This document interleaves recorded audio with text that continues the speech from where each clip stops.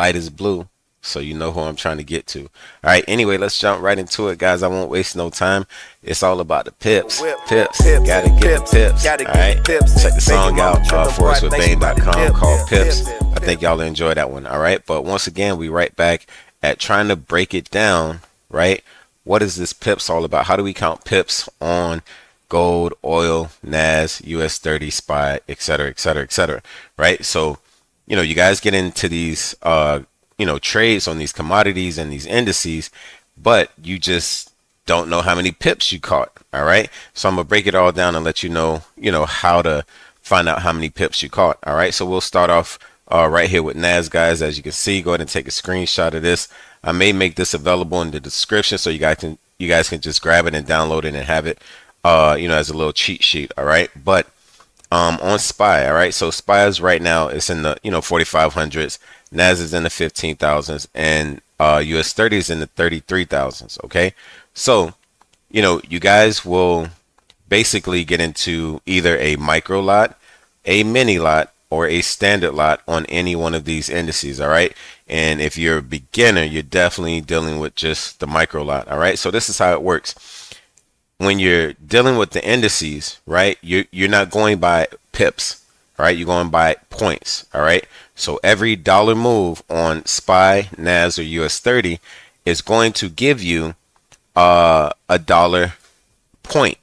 All right. So you're going to make a dollar, but it's going to be calculated as a point. All right. So if we say SPY moved up from 4,500 to 4,600, it went up 100 points. All right. And because you get a dollar per point, for every dollar that the index moves, you got $100, right? So now all you really do is think about, if you took out a micro lot, how many pips would you have had to catch to make $100? If you guys did the right math, if I did the right math, I think that's 1,000 pips, okay? Off a micro lot, that's 10 cents. So 1,000 pips would get you guys to $100. So there's your answer. All right.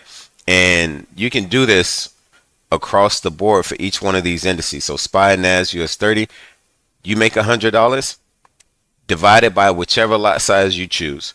If you divide it by the micro lot, you had to catch 1,000 pips. Right. If you divide it by the mini lot, remember you're making $1 per pip. Right. And when it comes to the other side, like the regular side of counting pips with the regular pairs, right? So if you're making $1 per pip, all you had to do was catch 100 pips to make $100. You see what I'm saying? So on the micro, you had to catch 1,000 pips, right? On the mini, you had to catch 100 pips, right? And on the standard, you only had to catch 10 pips, right? So this is how you do the math across all of the indices. All right. It is really that simple. I know, we could dive in and make it a little more complex than that. But that's really all you guys got to do is take whatever your profit is, right? If it's 100, 200, 300, doesn't really matter, right? You take that number and you just think about what lot size you would have taken out.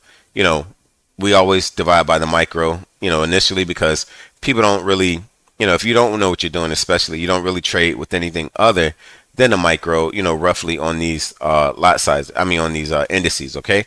So hopefully that made sense to you guys. All right. And if it didn't, I do have a little cheat sheet here, right, that tells you, if you got for every dollar move on SPY, right, you'll make 10 cent, if you take out a micro. All right.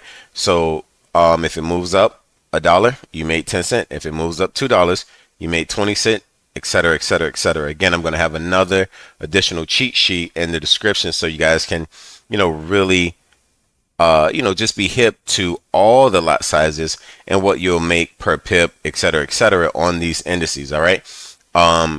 That's it in a nutshell for the indices. All right, guys, over to the commodities. All right. So it's a little different with the commodities only because gold, right, is calculated, right? Every dollar move on gold is 10 pips. All right. Some of you guys knew that. Some of you guys didn't.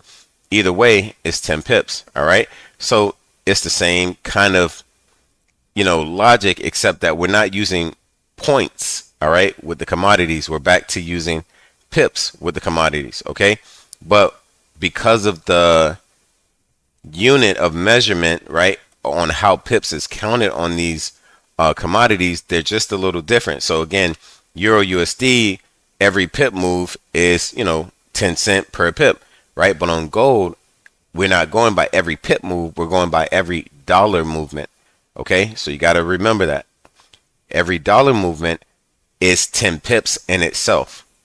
You understand what I'm saying? So if you took out a micro and price went from 1945 to 1946, that it went up $1 and you made 10 pips. So since you had a micro giving you 10 cent per pip, 10 cent per pip times 10 pips is $1.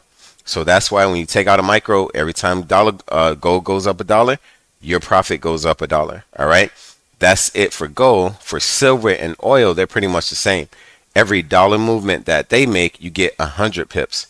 So you can easily see like why you'll want to trade oil and silver if you're trying to build your account pretty quickly, because they have great volatility and just the dollar movement will yield you 100 pips.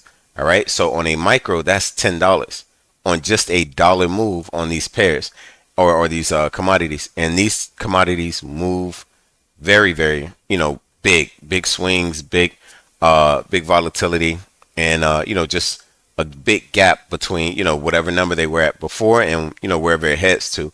So again, guys, take a screenshot, do what you got to do to capture this. But I wanted to at least kind of give you something to go by, right? The next video that's up on the way, guys, is just trailing your stop loss, right? So again, I kind of touched on it a little bit, that if you make $100 on an indice, right, that's 100 points. But if we're really doing the math, right, back into pips, right, to make $100 on a micro, on a regular pair, you would need to catch 1,000 pips. Okay, so with 1,000 pips, you know that if you're trying to trail an indice by $100, then when you're going into the MT4 and you're setting the the trailing stop, it goes by points, right? So if you put 100 points, that's technically, all right, that is technically 1,000 pips, right? When you're counting it from a pip standpoint, from a regular pip standpoint. But if you just put 100 pips in that trailing stop, then every time that indice moves $100, it'll trail your stop loss. All right, so right from that base, you guys should be able to do the rest of the math. But again, I'm going to have a separate video for you guys to check that out, and we'll do it live. Like, we'll actually bring up MT4, we'll set a trailing stop loss and have you guys see exactly what that looks like. But yeah, man, that's pretty much it. I hope you guys enjoyed this. If you did, go ahead and hit that like, subscribe button. All right, also hit that notification bell. And guys, in the meantime, in between time, y'all know what it is. Peace.